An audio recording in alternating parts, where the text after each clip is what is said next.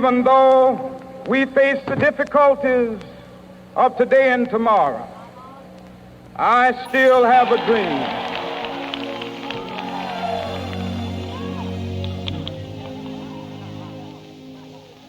I am happy to join with you today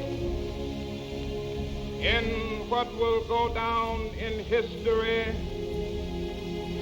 as the greatest demonstration for freedom in the history of our nation.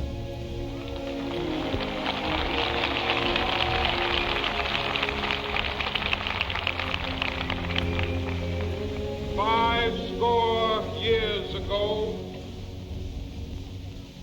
a great American in whose symbolic shadow we stand today signed the Emancipation Proclamation.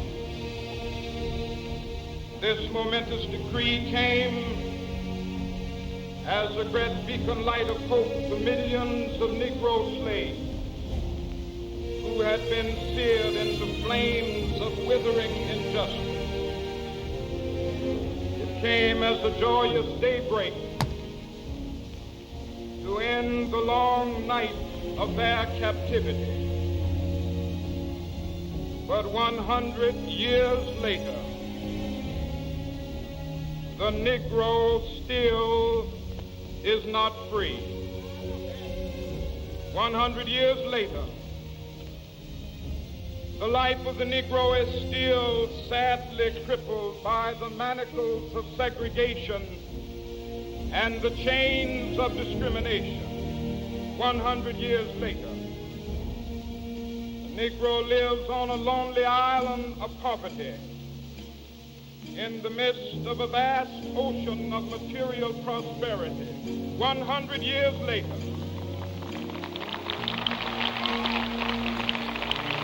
the Negro is still languished in the corners of American society, finds himself in exile in his own land. So we've come here today to dramatize a shameful condition. In a sense, we've come to our nation's capital to cash a check. When the architects of our republic wrote the magnificent words of the Constitution and the Declaration of Independence, they were signing a promissory note to which every American was to fall heir. This note was a promise that all men, yes, black men as well as white men, would be guaranteed the unalienable rights of life, liberty, and the pursuit of happiness.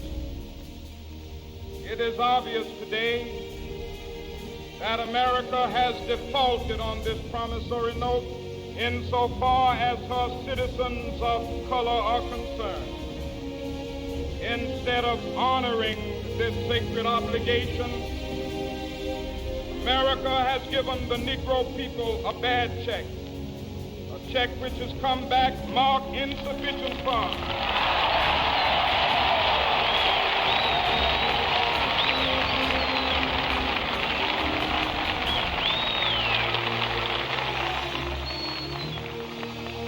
But we refuse to believe that the Bank of Justice is bankrupt. We refuse to believe that there are insufficient funds in the great vaults of opportunity of this nation. So we've come to cash this check, a check that will give us upon demand the riches of freedom and the security of justice.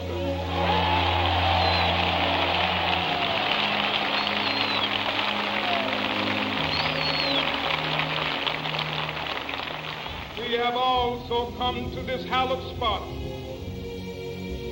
to remind America of the fierce urgency of now. This is no time to engage in the luxury of cooling off or to take the tranquilizing drug of gradualism.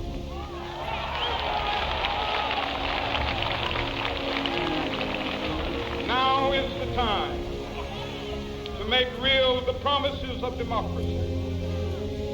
Now is the time from the dark and desolate valley of segregation to the sunlit path of racial justice. Now is the time to lift our nation from the quicksands of racial injustice to the solid rock of brotherhood. Now is the time. Make justice a reality for all of God's children. It would be fatal for the nation to overlook the urgency of the moment.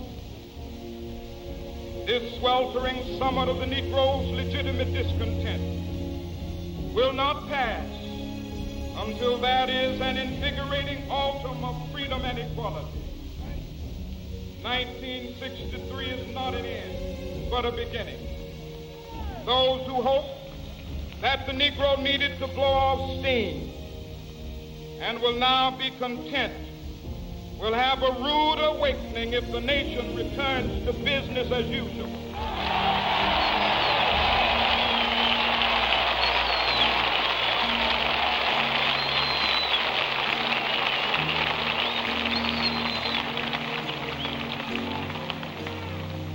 There will be neither rest nor tranquility in America till the Negro is granted his citizenship rights. The whirlwinds of revolt will continue to shake the foundations of our nation until the bright day of justice emerges. But that is something that I must say to my people who stand on the warm threshold which leads into the palace of justice. In the process of gaining our rightful place, we must not be guilty of wrongful deeds. Let us not seek to satisfy our thirst for freedom by drinking from the cup of bitterness and hatred.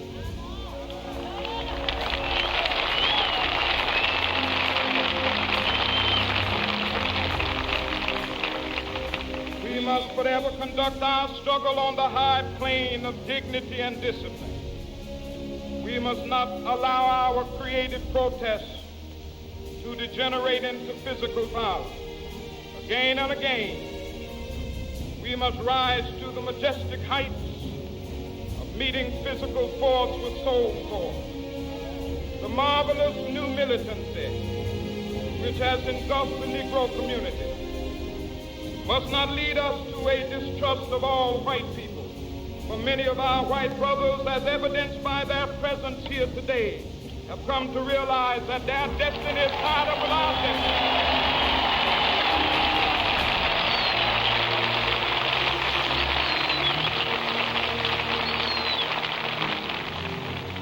They have come to realize that their freedom is inextricably bound to our freedom. We cannot walk alone. As we walk, we must make the pledge that we shall always march ahead. We cannot turn back. There are those who are asking the devotees of civil rights, when will you be satisfied? We can never be satisfied as long as the Negro is the victim of the unspeakable horrors of police brutality. We can never be satisfied as long as our body is heavy with the fatigue of travel, cannot gain lodging in the motels of the highways and the hotels of the city.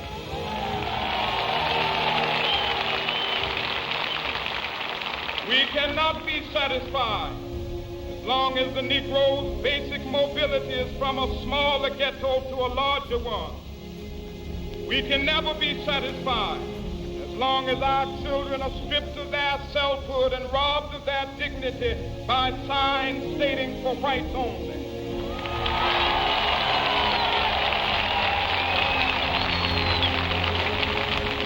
We cannot be satisfied as long as a Negro in Mississippi cannot vote and a Negro in New York believes he has nothing for which to vote.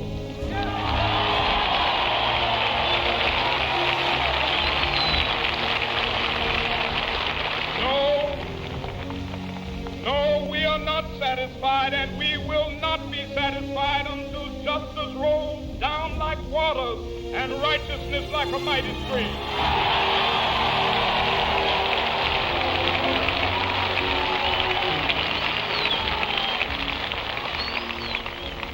I am not unmindful that some of you have come here out of great trials and tribulations. Some of you have come fresh from narrow jail cells. Some of you have come from areas where your quest for freedom left you battered by the storms of persecution, staggered by the winds of police brutality. You have been the veterans of creative suffering. Continue to work with the faith that unearned suffering is redemptive. Go back to Mississippi. Go back to Alabama. Go back to South Carolina. Go back to Georgia. Go back to Louisiana. Go back to the slums and ghettos of our northern cities, knowing that somehow this situation can and will be changed. Let us not wallow in the valley of despair. I say to you today, my friends,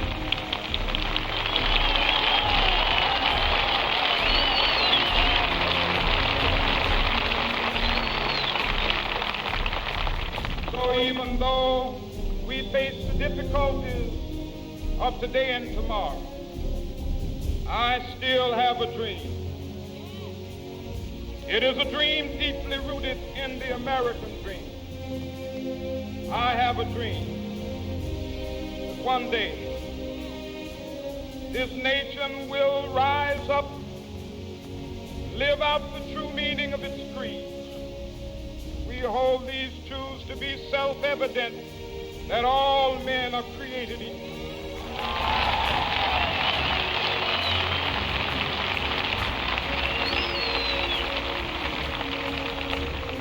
I have a dream that one day on the red hills of Georgia, sons of former slaves and the sons of former slave owners will be able to sit down together at the table of brotherhood. I have a dream that one day, even the state of Mississippi, a state sweltering with the heat of injustice, sweltering with the heat of oppression, be transformed into an oasis of freedom and justice. I have a dream. My poor little children will one day live in a nation where they will not be judged by the color of their skin, but by the content of their character. I have a dream today.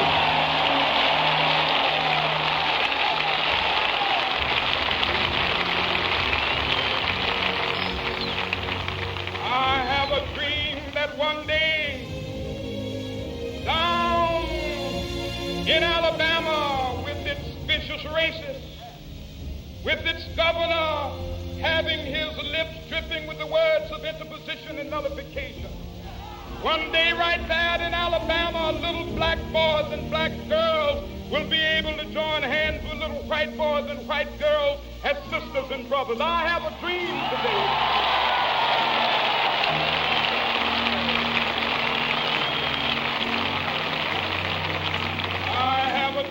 That one day every valley shall be exalted, every hill and mountain shall be made low, the rough places will be made plain, and the crooked places will be made straight, and the glory of the Lord shall be revealed, and all flesh shall see it together. This is our hope.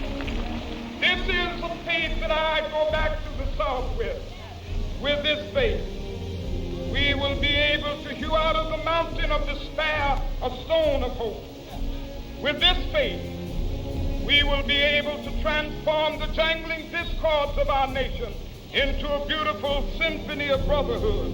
With this faith, we will be able to work together, to pray together, to struggle together, to go to jail together, to stand up for freedom together, knowing that we will be free one day. This will be the day. This will be the day with all of God's children ring with new meaning. My country, tears of thee. Sweet land of liberty, of thee I sing. Land where my fathers died, land of the pilgrim's pride. From every mountainside, let freedom ring. And if America is to be a great nation, this must become true. So let freedom ring.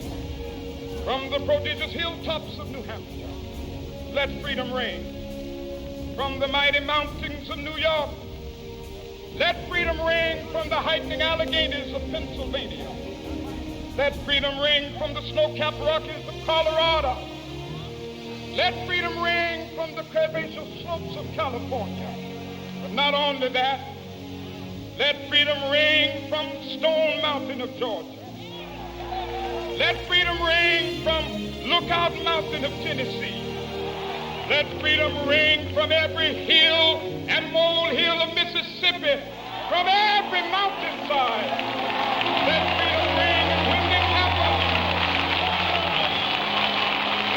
when we allow freedom ring, when we let it ring from every village and every hamlet, from every state and every city, we will be able to speed up that day when all of God's children, black men and white men, Jews and Gentiles, Protestants and Catholics, will be able to join hands and sing in the words of the old Negro spiritual, free at last, thank God Almighty, free